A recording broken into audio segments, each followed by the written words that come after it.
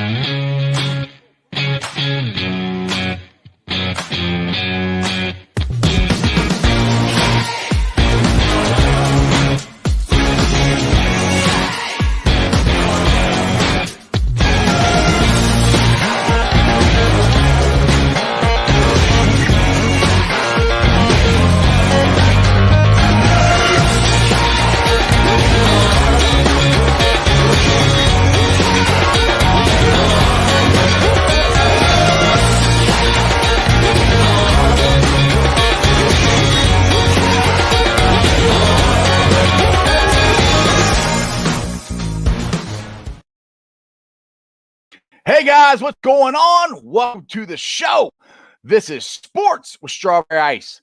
I'm your host, Jeff Trunpole, the Iceman. And as always, I'm bringing you sports from a West Side point of view right here in the great city of Cincinnati, Ohio. Home, Houday Nation, baby. And like I've been saying all week, it's draft great show for you today. And if you just noticed, I'm having issues with the internet because we got weather going on. So bear with me if it drops in and out. I'm sorry. I hope it gets better. Now, this show and every show is brought to you by T Properties. T Properties, quality housing for quality people. Check out their website at www.tpropertiesllc.com for all your rental property management needs and your rental needs. All right, guys, if you found the show, do me a favor, hit that like and subscribe button. Smash that thumbs up. I'm at 1,040 subscribers. That is awesome. I appreciate every single one of you guys. Now, today, we have somebody who we've missed all week, and he's none other than Jeremy Dimebag. Well, not known as Dimebag Dean. He's back. Thank you, Jeff. Thank you for that wonderful announcement. We'll still bringing up the dime bag, but then taking it back. Thank you, sir. Hey! I got to give you credit for your name. You know. Everybody know you. We're just starting to call you Dimebag. You don't even be Jeremy anymore. You're Dimebag. Oh my gosh, I do. I'll just go jump off the cliff into the river and be done with it. Okay. All right. I'm done talking to you. Let's get to our special guest today. Yeah.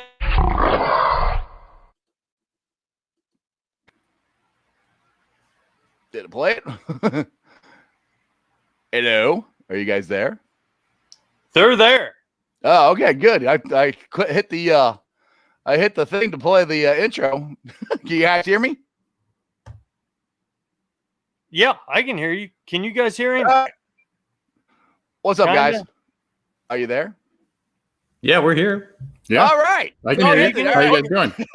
Did you like the little light display? I was wondering what that was. Yeah, a little strobe. We got the guys with us. With the intro screen. I love it. There you go. Yeah. Yeah. Well, Anthony, coming to the aid. Thank you, brother. I hit the intro screen, and then I'm like, like I said, my internet is not working with me right now, and I couldn't see anything. I'm like, did it play it or not? Anyway. No, it's good. Oh, good. Yep, perfect. I'm glad you guys are able to join the show. And John, hats off to you, like the hat. Or not John, Anthony. Sorry, wrong person. Yes, we're twinning. We said that before. Exactly. Yeah, before we kicked off here. Yours is a little more stylish than mine, given the bill there we shape. go. But Yeah. I don't do the. Oh look, see, we spare no expense here with Exactly. Hey, just saying. I love it. Dude, hey, we roll out the red carpet for you guys when you come on here. That's right. I noticed. All right. With black Sharpie pens. I mean, I love it. It looks good. Exactly, black Sharpie pens. All right, so it is draft eve. Now, we've been talking for months here. You know, Chase versus Sewell, Sewell versus Chase, yada, yada, yada. All right, on draft eve, I'd like both of you to make your case for which way do you think the Bengals would go first. And John, Anthony, when do you go first? I don't care which one. I lean to my elder. All right. Look at that. Oh, Look at that. The age before burn. beauty thing, huh? So are you saying what I think the Bengals will do, or what I would prefer them to do? A little bit of both. What are we? What do you want them to do? Which way do you lean? Do you lean toward Chase or do you lean towards Sewell? Well, it's a really tough call. I like the three premier blue chip guys that they probably have their will probably be available to them if they stick at number 5, which would be Penei Sewell, Jamar Chase, and Kyle Pitts. I mean, I personally, I don't know. I guess I'm a little bit more old school mentality, and I've seen a lot of Penei Sewell, so I really, really like that player. I really think that he's got a bright future in the NFL. I think by a very slim margin, I would say I'd go with the offensive lineman over Jamar Chase, but I really like the idea of Jamar Chase joining the team as well in that receiver crew. I know he's not really a big possibility because we say Team Chase, Team Sewell. I still really like the idea of Kyle Pitts. I still really like the idea of the team drafting Kyle Pitts, and I don't think of him as just a tight end. John knows this. I call him a flex because you can do a lot of different things with him. He's a mismatch nightmare. I kind of wish he was more realistically in the discussion for this team, and they kind of had an innovative idea how to use him. But, I think they're in a good spot. I think they've got a chance to draft, a really good football player. I think maybe by a hair I've got Penei Sewell over Chase for a personal standpoint. But, I mean, I really, really like Jamar Chase too. Okay. All right, John, you're up. You team Chase or Team Sewell? It feels weird because I feel like we all knew about Sewell, or we've known about him and his connection to the Bengals a lot longer. And then I feel like Chase kind of came up. It was like we knew who Jamar Chase was because he played with Joe Burrow, but it never became like a realistic possibility because we didn't know if they were going to draft that high or if they were going to pick that high. And then we didn't know if they were actually going to move on from looking at another position besides an offensive tackle with that pick. And it just became, what it is now. And it's been the whole discussion. But I still remember when it was Penei Sewell versus like Rashawn Slater because we were convinced that they were going offensive linemen. So it's been a whole crazy, weird process. And I 100% understand if they go either way. But I do understand with the way that they structured and they orchestrated their offseason this year and really purposely left a hole at receiver to replace AJ Green. It just makes all the sense in the world to take the best receiver to come out of the draft in the last handful of years. But going back to Anthony's point with Pitts, I think if I were to make a board, Pitts would probably be higher on that board just because he's just probably the most safest non-quarterback in this draft. And you just know that he's going to be a really, really good player at a position that it's a luxury to have that type of player. And there's only a handful of guys in the entire league that's like him. Right. So I feel like if Pitts were a legitimate option, he would almost be my preference because that's just how I feel about him. But knowing who Chase is, knowing that they're going to have a plan to implement him really early in the offense, like that, I guess is where my support for Chase goes over Sewell, even though I think the world of Penei Sewell and he's going to be really good. And it's nothing against him. It's just a matter of what they have done this offseason. And I think Chase is still maybe slightly higher because I just think he's more of a safer player and maybe a better overall player as well as a prospect. You know what, Jeremy? Both of those are great points and views. Myself, I have been Team Chase the whole way. I mean, everybody that's commenting, everybody that'll watch that will tell you, Jeremy wants Chase. I kind of agree with what you said, Anthony, where there's a hair. You know what I mean? I've went from a full-grown like Saint Bernard right after you shaved it to just one little hair, And the reason I got to thinking about that the other day, it's funny how fast we forget about last year and how bad our line was. We brought in Riley Reid. Interesting. Keep going. Mm-hmm. I'm just saying we brought in Riley Reid. No, keep going. One guy. Yeah, I'm just saying one. Older guy. Mm-hmm.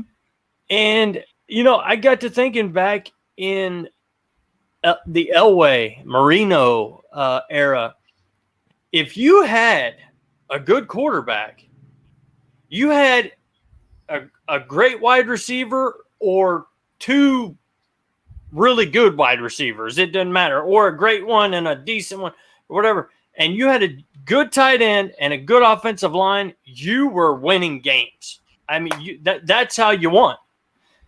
And I started thinking the other day, am I starting to get a little bit selfish here after I know these guys are going to kill me because I killed this line all year. And for me to say, like I have been chase, is kind of against what I've said. And I am literally at that hair with you. I'm not going to be mad either way because I do know it takes an offensive line. I've seen the stick figure. Have you guys seen the stick figure post somebody put up? Joe Burrow throwing the ball. Yeah. And then he's on the ground because you don't have a lineman. It's kind of like that. But I don't know how you guys feel about it, but just kind of in the past, it feels like that was a good offense to have. If you had two really good – actually, I think we got two great wide receivers eventually. T. Higgins will turn into that. But that's why I'm so caught in the middle. And I'm with you 100% on it. I wish we could say, this guy, no doubt about it, let's go Bengals. But Jeremy just wants to draft both of them, and you can't. Well, yeah, wouldn't we all? I just don't think there's a wrong. I don't think there's a wrong answer.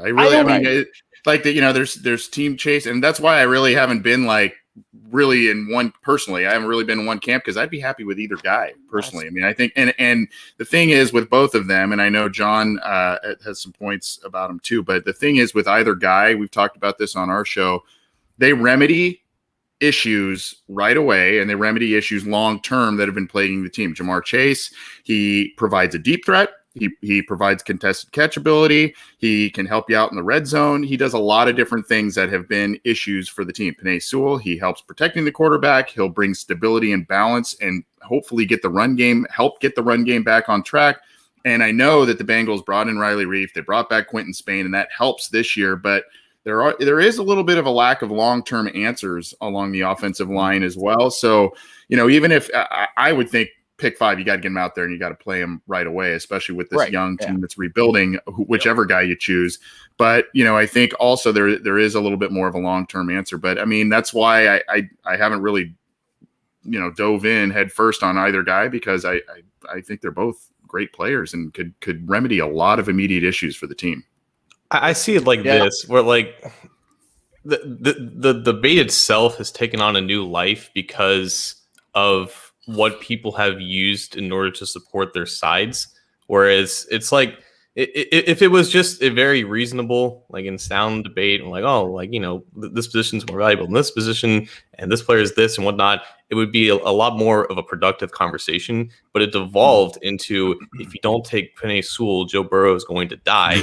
And it's just been these lazy narratives and whatnot. And I feel like that in itself has made me go more to Chase, almost out of like spite and like petty of these baseless arguments. It sounds weird, but it's almost true. Like, and I feel like that has kept it interesting. That's what's kept it having life for like a month now. And if it wasn't like that, it wouldn't be like this type of conversation. And I feel like that is almost like almost made my side for me, because like I don't want to side with these unreasonable hacks. You know what I mean? Exactly. I've gotten, I won't say in arguments, but on Twitter I've gone back and forth with people like, and their point is, and somebody tweeted out the picture of Joe Burrow's knee with a scar on his knee, and I tweeted back at him the picture of where Joe's sitting there, and he says, if you don't have scars, or however, but those scars are worth bleeding from or reflecting from or whatever. He put it out on Instagram. I can't remember the quote, but I came back at that. Yeah. So, but my point is, and I agree with you, John, that's the part where I'm trying to get through people's head is, if just because we don't draft Penei Sewell doesn't mean Joe Burrow's going to die. It doesn't mean that. I mean, you could get a good one in the second round. The part that's scaring me now is I finally did a mock draft, and about 5 times, and every single time I did it in the second round, Crosby and Leatherwood were not there, and that was like, oh man. So that's the only fear that I have, is because I kept saying that one of those guys are probably going to be there in the second round. So if Leatherwood, if Cosby, how do you say his name is, if those guys are not there, and they take Chase in the first round, what's the next best guy, and can that guy plug and play at guard if those two are gone? I'm going to let John go first. He put a good article on Cincy Jungle on this one.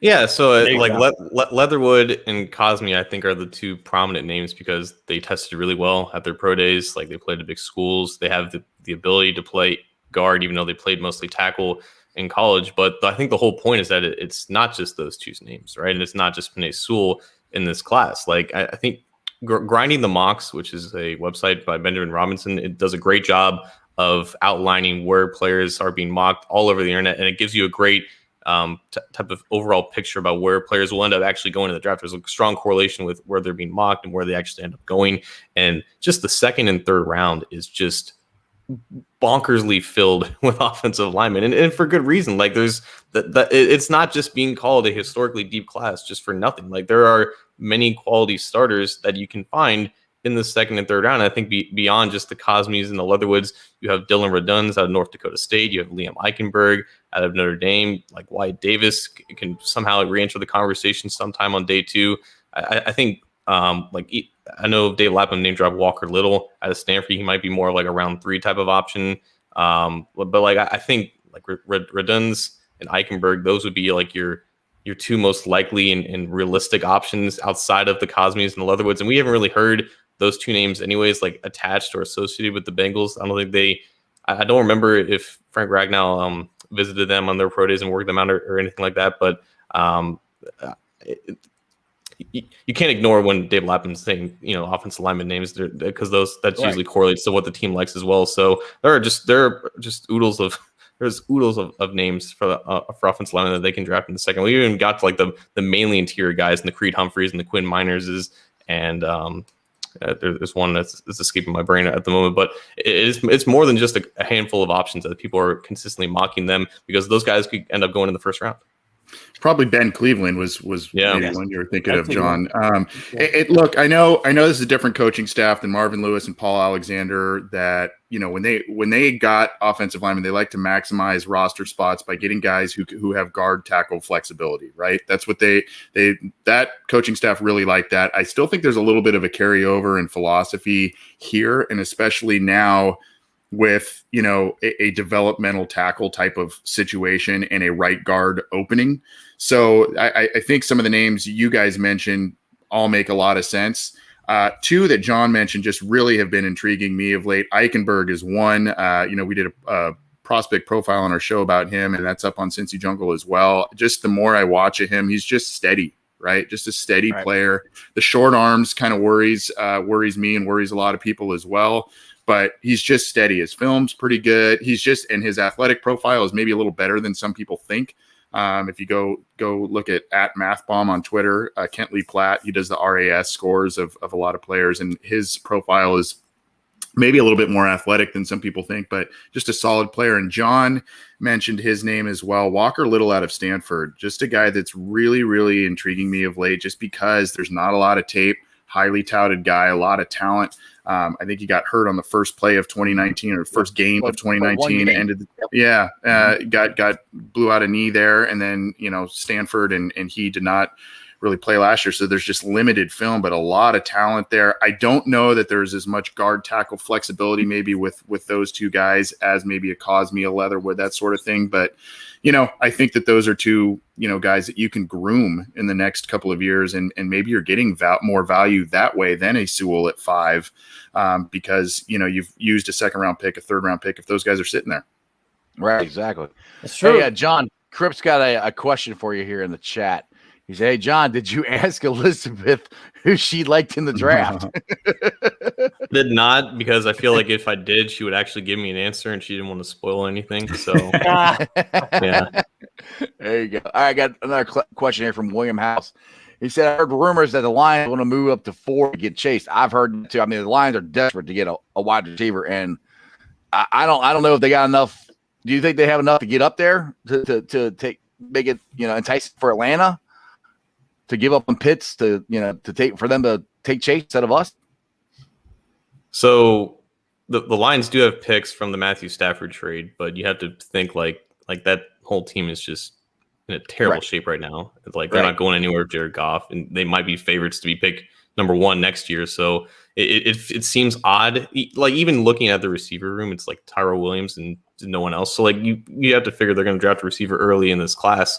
But it does seem like odd that they would be willing to mortgage some of their future for a non-quarterback, especially with just how bad the rest of their team is. But that should tell you that, the Lions are not expecting at all for Chase to drop to them. And, like if Atlanta is not willing to move off that spot for what I assume would be just like high day 2 picks, then Atlanta is probably pretty content with staying there and taking either a quarterback or Kyle Pitts. So like that was very intriguing, but it makes sense why that trade didn't happen, because you rarely see trades moving into the top 5 for like not quarterbacks. Yeah, Lions aren't. Go ahead, Anthony. Sorry. Oh, I'm sorry. I just said, Lions aren't moving up for Pitts. We know that because they drafted Hawkinson, I think, a couple years ago. And then, but this, to John's point, I mean, just something. I think they may be desperate to move up for a guy like Chase because they lost Marvin Jones and Kenny Golladay in the same offseason here. So they have, to John's point, they've got very minimal talent there. So they may be trying to get some sort of Godfather deal to move up and get a player like that. I know they're trying. It's going to be a very, very crazy and wild top 10, I think. Teams are trying to get in. We saw a Bridgewater trade earlier and all kinds of different stuff. So it's going to be pretty wild, especially at pick 4, because that's kind of the wild card of that top 5 there. Well, to me, that's where the draft starts is 4. What does Atlanta do? And I still think that, and I've been saying this for a while, I think there's a good chance that they might take one of these quarterbacks. And if they do, then the Bengals, are going to be able to pick the best player in the draft that's not a quarterback. I know people say, well, Matty Ice is still on contract. They owe him a lot of money. I'm like, yeah, but people really like these 4 quarterbacks. There's a lot of people that like it. And next year, there's not that many quarterbacks. And the year after that, I'm not so sure. But I haven't looked that far. I know next year there's not a lot. So, and when you have a chance to get a quote-unquote potential franchise quarterback, that you like, and he's under the rookie contract, that's what everybody wants. So that's where I'm still throwing out there. Atlanta might take a quarterback. I don't know.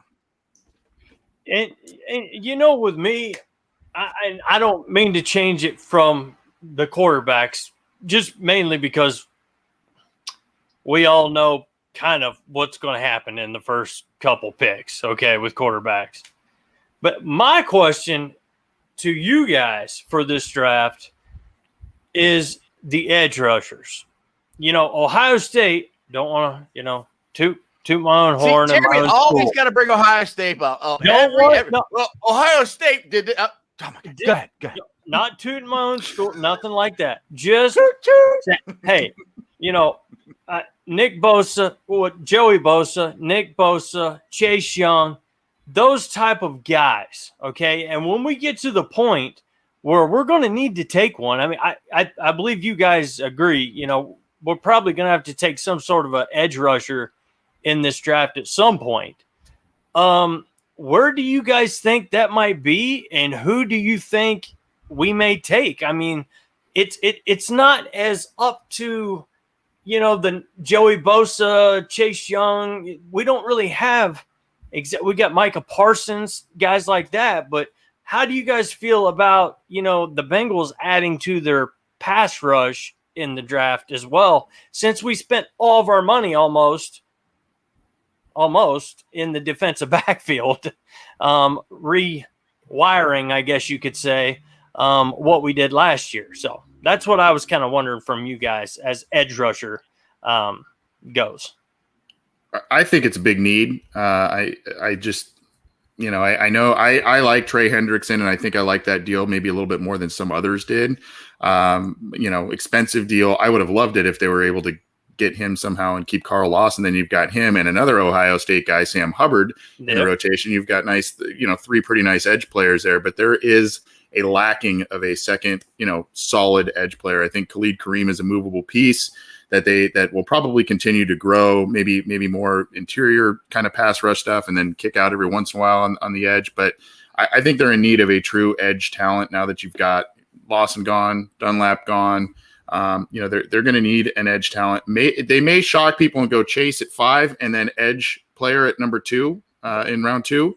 They may wait till the 3rd round or later.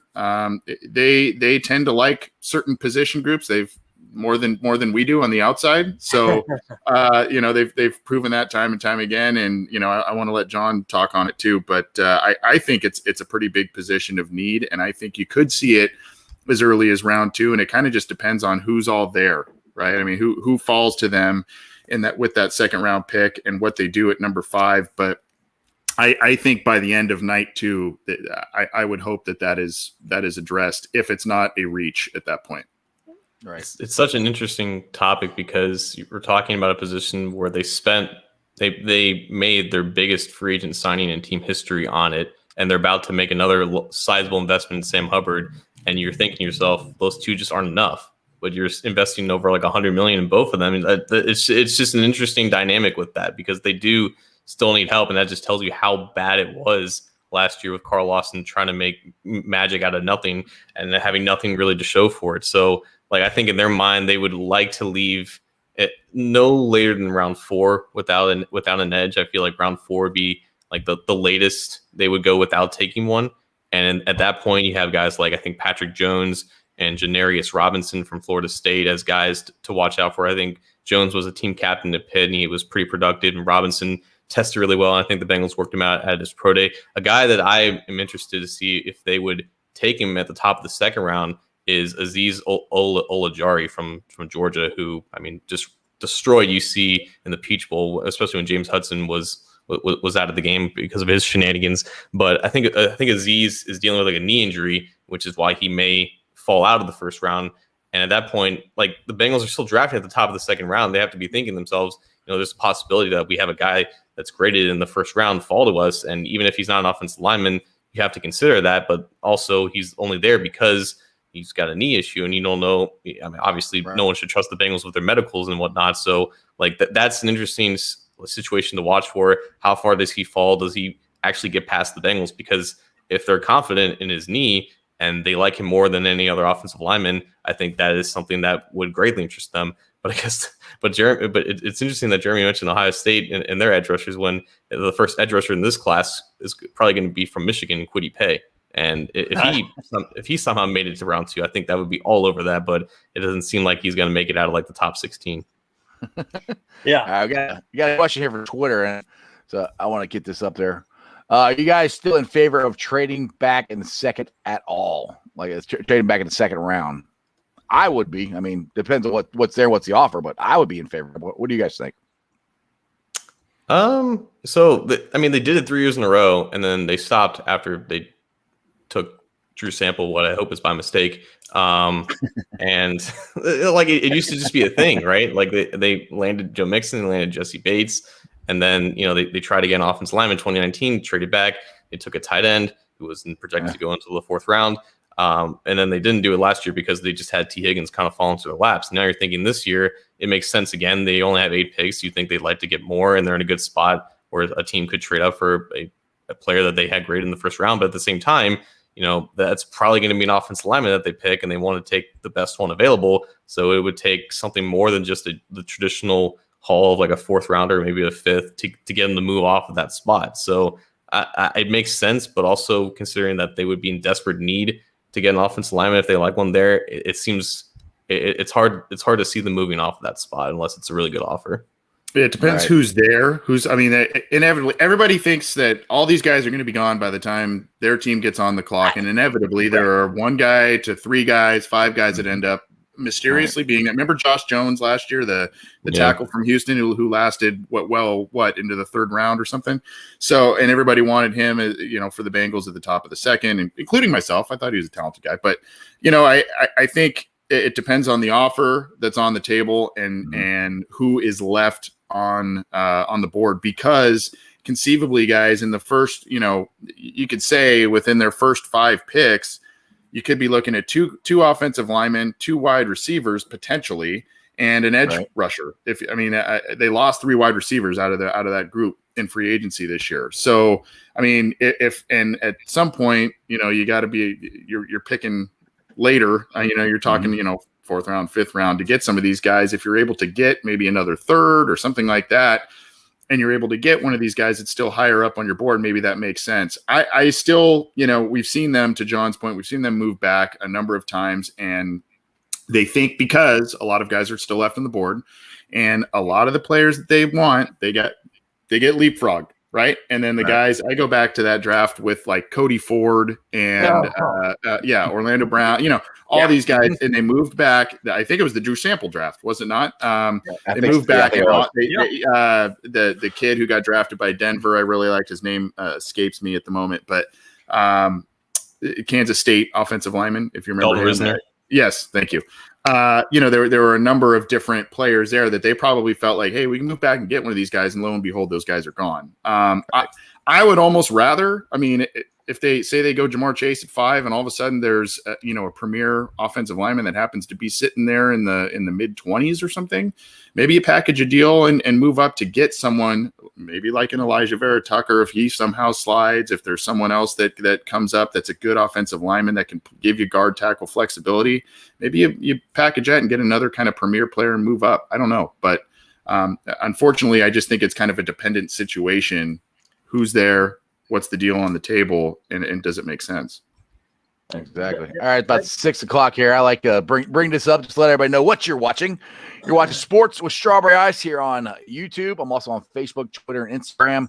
And I got the guys from the Orange and Black Insider podcast, John Sheeran and Anthony Cosenza. You guys can follow them on Twitter and check out their podcast. You guys are Anthony does the water cooler talk, and John, you're on with him. You guys switched nights, didn't you? Or are you on the same night? Are you still Wednesday nights, or did you guys switch nights?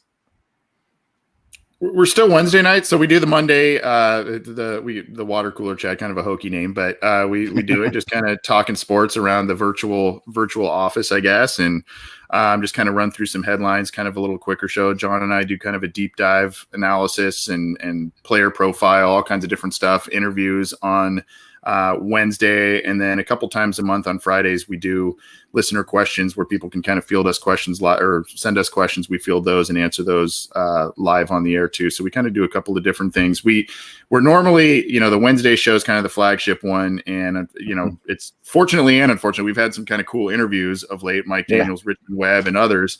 But those guys.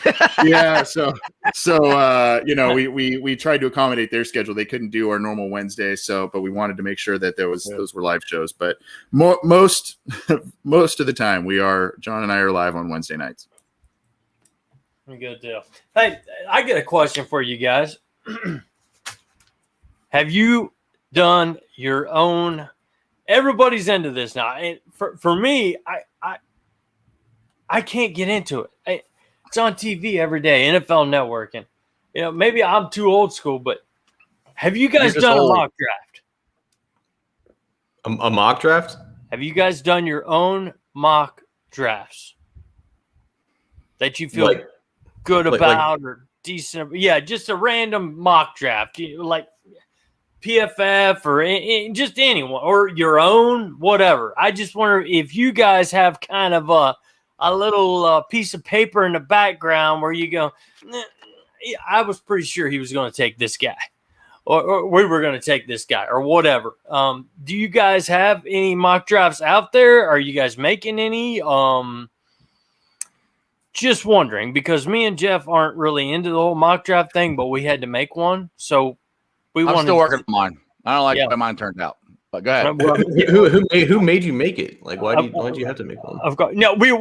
I'm kidding about them making us make it, but we made one, and I was just seeing if you guys had made one for yourselves, and if you wouldn't care to share it with us live in front of our viewers. If you don't want to, I understand. I understand completely. Look at that. But just checking to see if you guys done anything. We have done live mocks on our show. We've done I think 2 of them this off season. I knew that. See, I listened to your show. I already knew the answer to this, but whatever. I ain't got all day long to listen. I'll be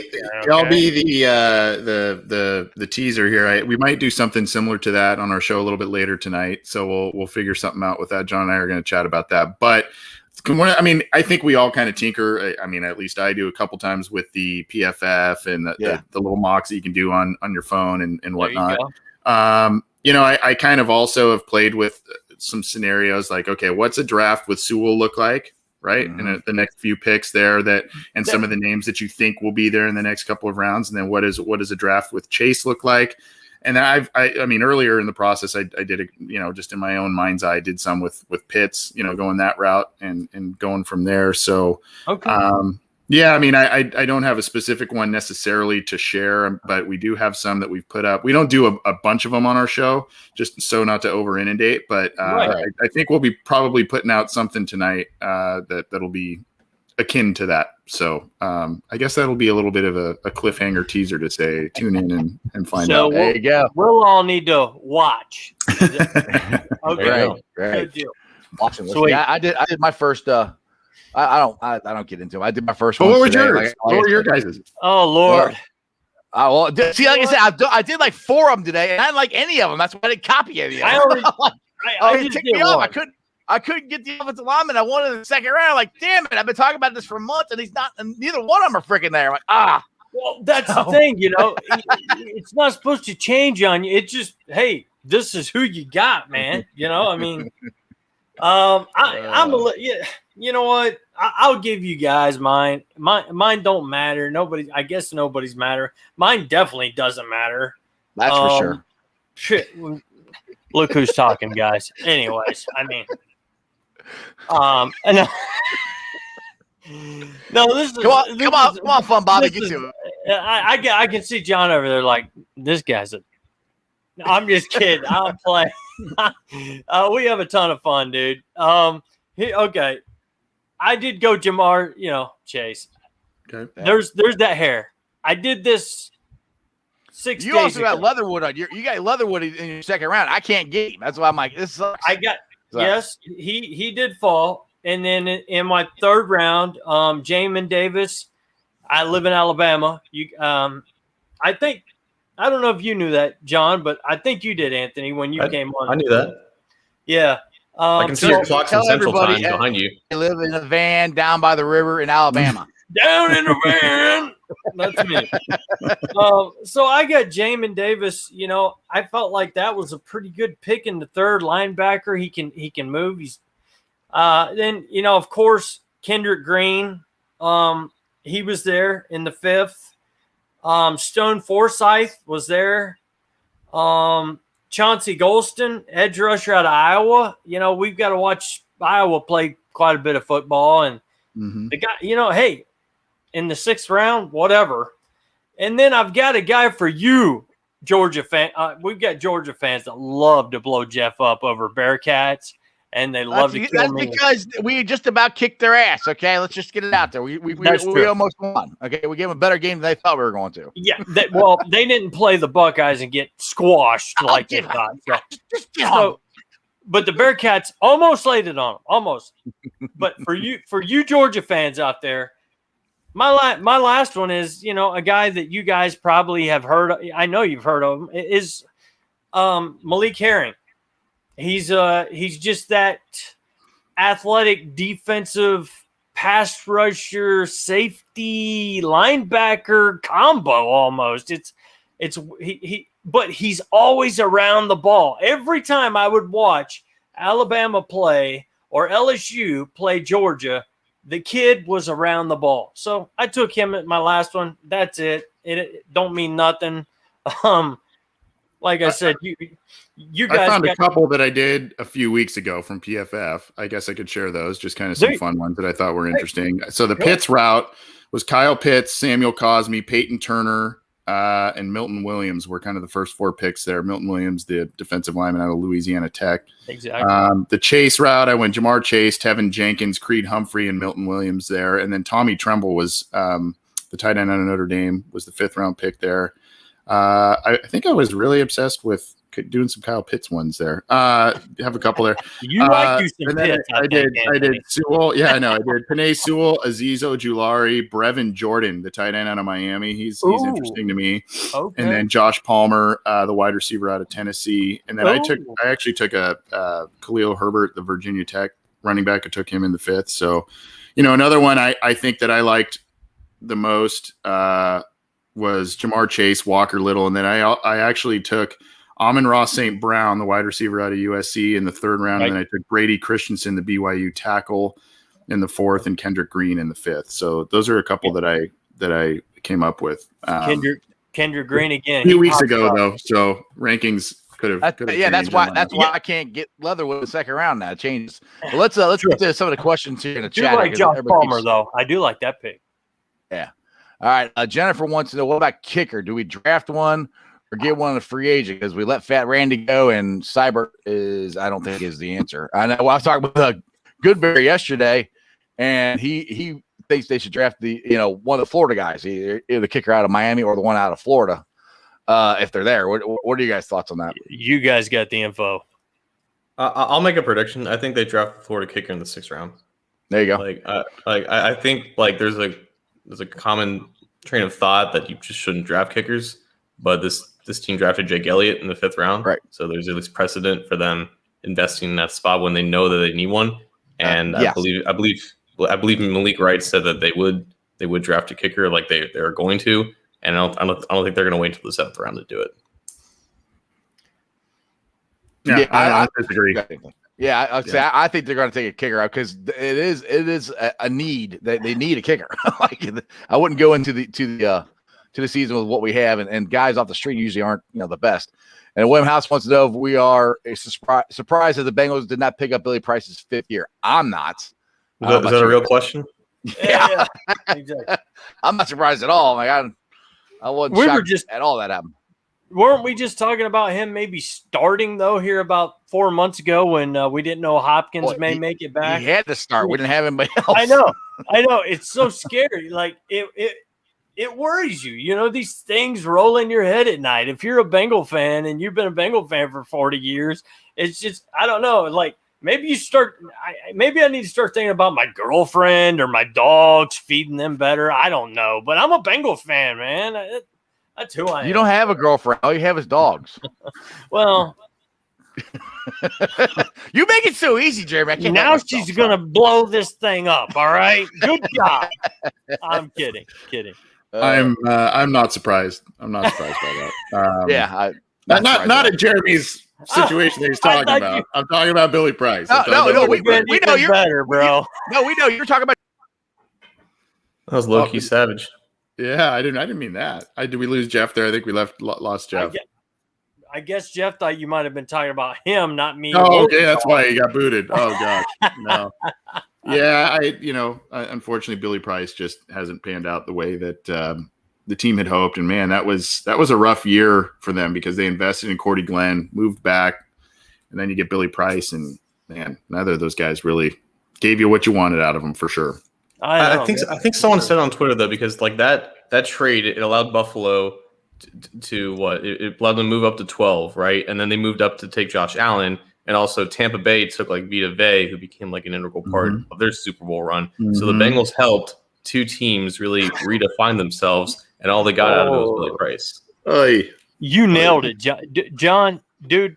I just stole it from Twitter, but. You're on fire, bro. I mean, literally. I can see smoke coming off your shoulders. That's the truth. That was the best way I've heard it put right there. Just simple. Well, I'm definitely gonna have to go back and watch the show and listen to the podcast again because I had no idea what you said because I lost my connection. So off my own show. Just gold. It was podcast gold. I'm sure. Oh, dude, of course. If there was a Hall of Fame, John just put himself at the top. So I'm sorry, Jeff. I don't know what to tell you. Yeah, that's what happens. All right, let's see here. Okay, Keith, Anthony, why is Tyler Vargas, wide receiver at USC, rated so low? He looks so talented on tape. Tyler Vaughns, he is a talented player.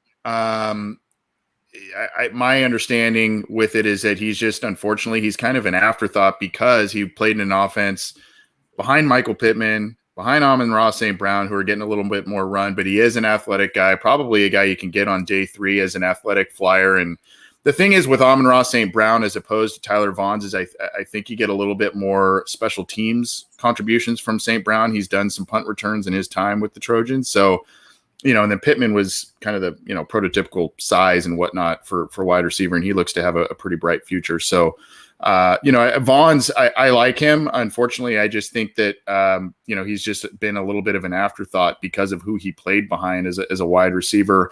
St. Brown, too, you can kind of move him around a little bit. He did play outside. He can be a slot guy. I just think the versatility of St. Brown wins out a little bit of Vaughn's. I think Vaughn's did. I'd have to look.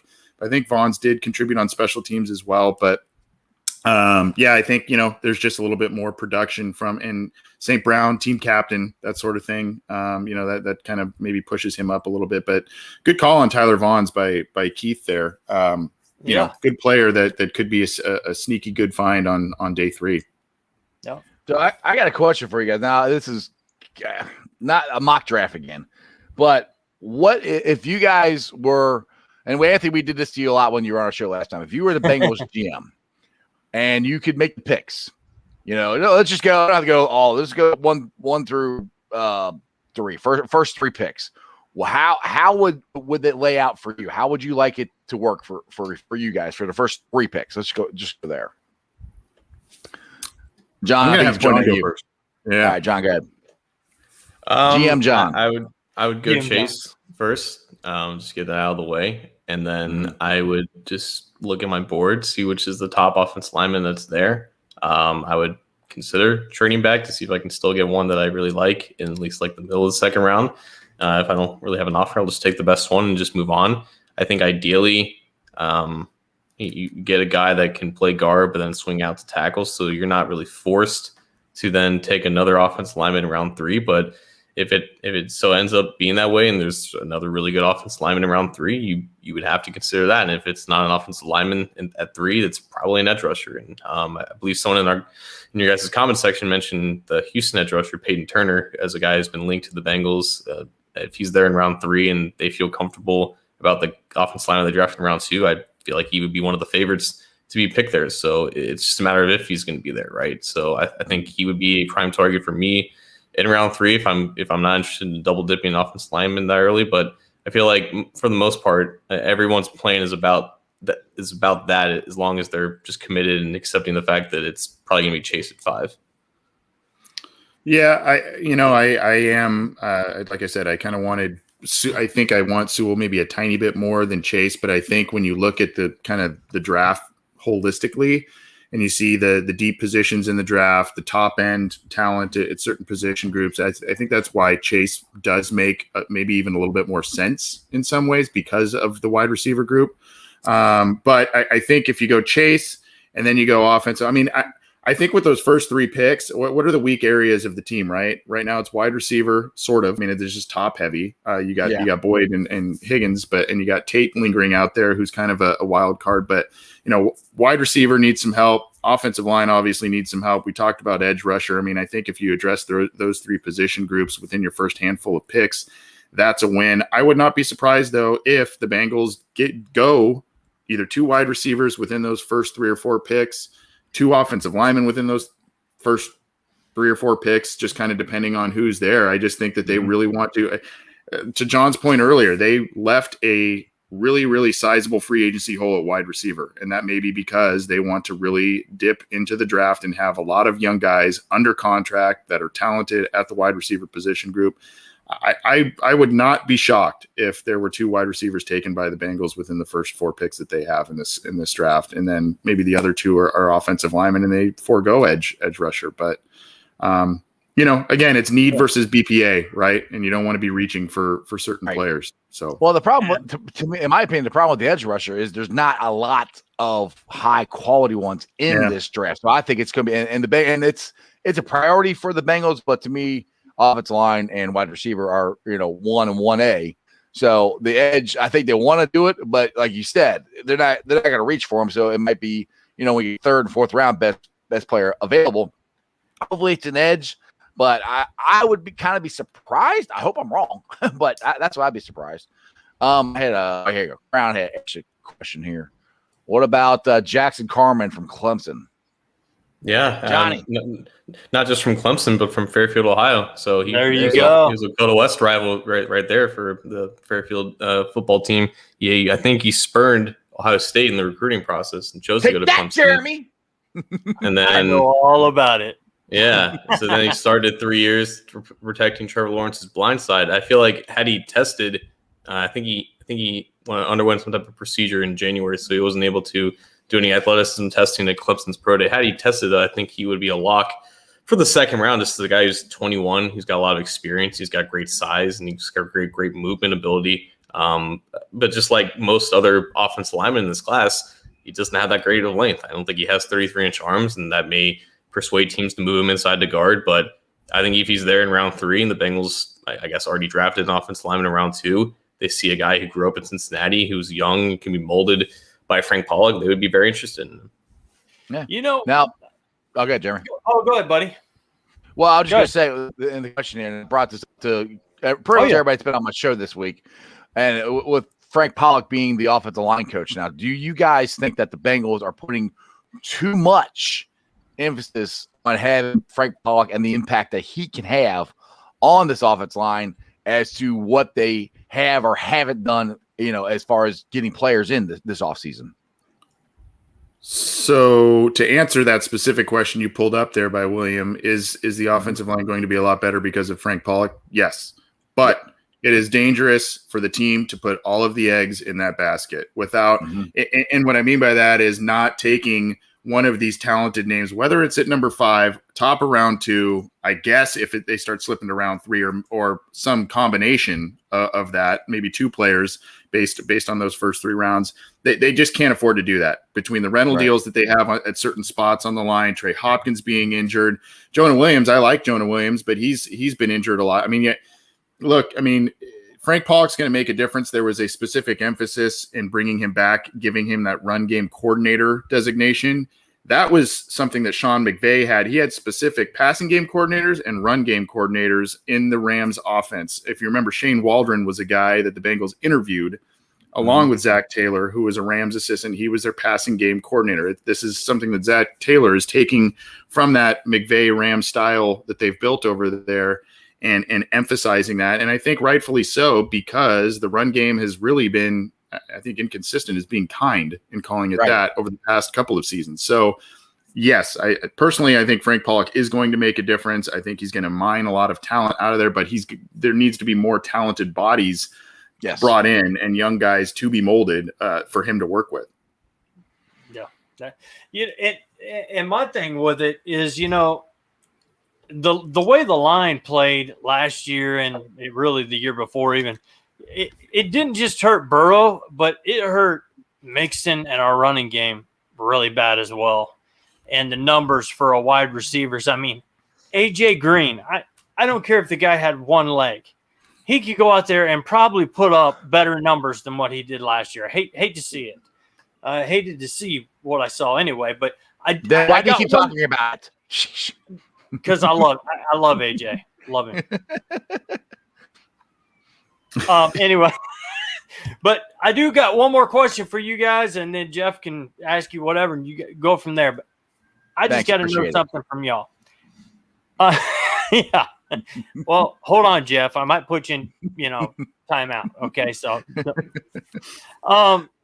second round. Okay, we take Sewell. Period. Take Sewell. We're going to second round. First round. We're taking Sewell. Okay. Second round. Sewell, we got him. He's locked up. Half the fans are mad. Half are happy. Doesn't matter. Do you guys then go and try to find a Rashad Bateman if he's still there, a Kadarius Toney, who I didn't really like his hands when he was at his pro day? There's a lot of different guys that are out there. I wonder what would you guys do? Would you be looking for that wide receiver, or would you just go ahead and go for best player available and not reach for anything? If you even think Bateman or those guys are a reach. In this order, Elijah Moore, Rashad Bateman, Terrace Marshall. If I can't get one of those 3 guys, then I'm not taking the receiver. I think it's as simple as that. And I definitely don't think all 3 of them are going to be there. I would doubt that 2 of them are there. Maybe one of them is there, right? I think Moore has a good chance going in the first round. Marshall has this weird thing with his knee, so that's popping up now. And I feel like Bateman is very polarizing as a guy who could go in either round. So if one of those three is there, I would take them. If not, I would look at another position and just kind of punt on receiver until next year. Okay. Yeah, that's a great point, and that may provide them a trade back scenario that we talked about earlier, right? Like they may go offensive line, and then they're staring at some of these wide receivers. Maybe some of the names that John mentioned are gone, and they go, well, the value's not there. So maybe we move back, collect another pick or two, and then we take a guy maybe later in the second round, one of those names or another name. Maybe we wait till round 3 or 4. Maybe they just go heavy at offensive line at that point. And you just kind of say, you know what, we're going to protect the hell out of up front, and we're going to run the ball and punt, like John said, punt the ball to next year's draft for a premier wideout talent. Maybe you get one of these lesser guys round 3, round 4 in terms of lesser talent to those of Chase and Marshall and whatnot, but guys that can still help you on a somewhat consistent basis. But, you know, it's, again, to me, I don't want this team, even though they have a lot of glaring needs on their roster, I don't want them reaching for players at spots where you go, oh man, that's just, right. That's a desperation pick. You don't want that. Well, the thing is, we got too many needs on this team to reach, so it's kind of like, if you take the best player available at that position, most likely it's going to improve our team because we're going to need an upgrade at that spot. So I want to get to, it's 6:25 here. I want to get one last question, let you guys go. I appreciate you. And I know you guys got to get to your own show, but Jennifer, the queen of Houday Nation, wants to know, do you see us bringing back Geno or Josh Bynes? Maybe. Both, probably not. I think either would. I mean, obviously, here we are a day before the draft, but either of those guys would definitely be after the draft, if not far after the draft. Let the dust settle, see what teams do, what players the Bengals themselves got in the class, and how they want to round things out. I don't know which one would be more likely. I could see an argument for either to be brought back, and which one is more likely, but it wouldn't surprise me. I don't know. Maybe John's got a little bit more clarity on it than I do, but those are more summertime moves, I think. Right. As we get to closer to training camp and things like that. We're all in draft. All brains are all in draft mode right now. So yeah, stuff like that. That's a good question, though. I can't speak that right now. Go ahead, John. What do you got, man?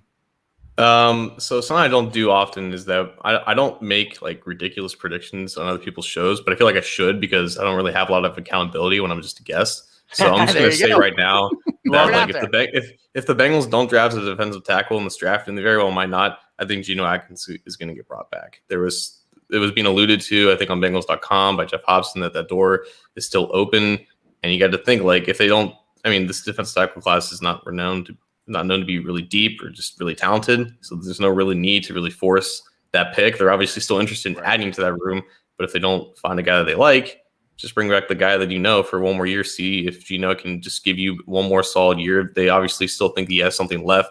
It was all really the injury. That's why they were in this situation in the first place. But I think if they don't draft one, I think Geno does eventually get brought back if he doesn't sign with another team, obviously. Yeah, my thoughts with Geno, I think it wouldn't be a bad idea to try bring him back. You bring him back for less money, and he was injured all last year, so hopefully he comes back, he's healthy, and he can come somewhat close to not the old Geno, but give you something there would be great, I think. Anyway, it's almost 6:30, and I appreciate you guys coming on. You did an hour for us, and it is draft night, so I know you guys, or not draft eve, and you guys are busy, and you got to be busy tomorrow night. Are you guys going live tomorrow night? During the draft at all? Are we, John? I think we are. Yeah. We'll be doing some stuff. Whether it's cool. John and myself, or the other members of the Cincy Jungle podcast channel, which is, if you guys know, I'm sure you know, they've Ace and Zim from Orange is the New Black, and Matt Minnick, who does Chalk Talk. Never heard of those guys. Yeah, I know. They've been on the show, right? Yeah, they have. So, yeah, I think we're going to kind of tag team it, collaborate, do separate stuff. I think we're going to kind of do a lot. And then, of course, John and Jason Markham are going to spearhead a lot of the writing stuff going on at cincyjungle.com. So we're going to have a lot going on. Still kind of finalizing the schedule on that because a lot of people have a lot of moving parts. But yeah, tell me about it. We're going to do a lot. I've been trying to get somebody to come on with me. I said about going live, but everybody's booked up, so I might just be doing I might be the pre-show, to the draft. Everybody else is going live draft night because I've messaged everybody that I've had on the show. Hey, can you come on the draft night? Oh, I'm going on this show. Oh, I can't. I'm already doing this. I'm like, oh, damn it. He's not mentioning that I've apologized 100 times. He's not telling you guys that. I was trying to get a draft expert, not a dime bag. Oh, here we go.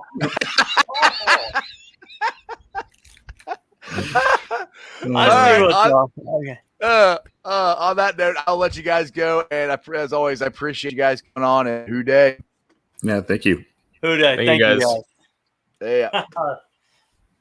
That is a blast. Always. Yeah. Those guys are awesome. I enjoy all those guys from Cincy Jungle. Zim, Ace, John, Anthony. All those guys are awesome. They are great. They're fun. They come on the show a lot. So I appreciate them. It's a family. Every time I get a chance to come on, yeah. It's a big family, man. And we're like the stepchildren of them. Well, we're getting up there in the world. Don't short side yourself. And like I said, dude, I'm just a guy with a YouTube channel. So hey, man, all right, guys, just a little whoop whoop. Hello. See, we gotta stop doing the inside joke because nobody knows what we're talking about. I know, right? I know.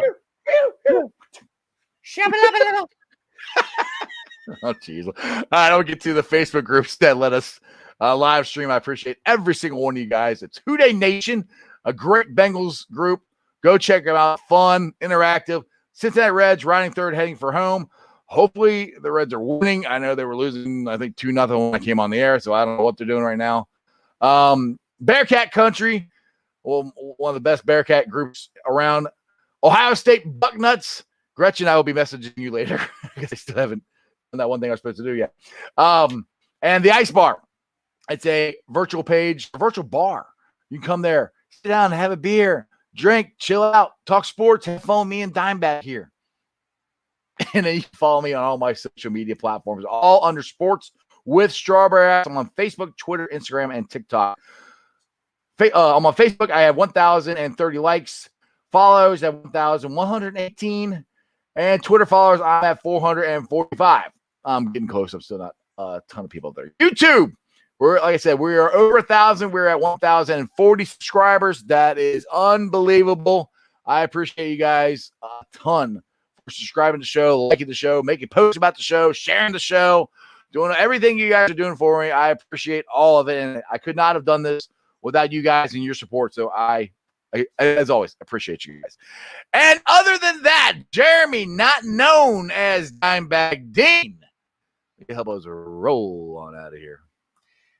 I sure will, man. I always just am excited, and my gosh, the draft is tomorrow. I mean, we just had John and Anthony, and yeah, it's just my internet's been crazy night because it's been storm. I just got knocked off my own damn show. But it did, dude. You're right back on. You know what? It was awesome, and I hope everybody enjoyed it. And as I look through my notes here, I can't see anything else. So I guess, as always, everybody all together now. Remember one thing, and one thing only. And that is, they may be drafting in Cleveland, but you live in Cincinnati. Who Day, baby. Let's go. Exactly. Who Day. Happy draft eve. Hope the Reds win. And that's the sports, baby. See ya!